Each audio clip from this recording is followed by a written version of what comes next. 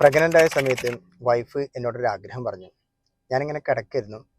അവൾ എൻ്റെ അടുത്ത് വന്നിട്ട് എന്നെ ഇങ്ങനെ നോക്കിയിട്ട് ഓഹ് കമഴ്ന്ന് കിടക്കാൻ പൂതിയാവുന്നു എന്ന് പറഞ്ഞു. സംഭവം നിസ്സാരമായൊരു ആഗ്രഹമാണ്.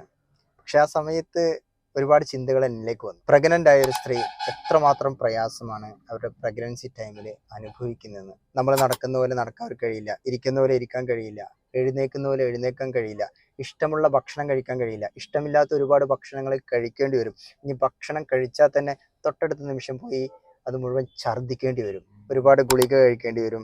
യാത്ര ചെയ്യാൻ പ്രയാസം ഉണ്ടാവും, ഫങ്ഷൻസിന് പോകാൻ പ്രയാസം ഉണ്ടാവും, മാസങ്ങളോളം ക്ഷീണിച്ച് കിടക്കേണ്ടി വരും, റെസ്റ്റ് എടുക്കേണ്ടി വരും.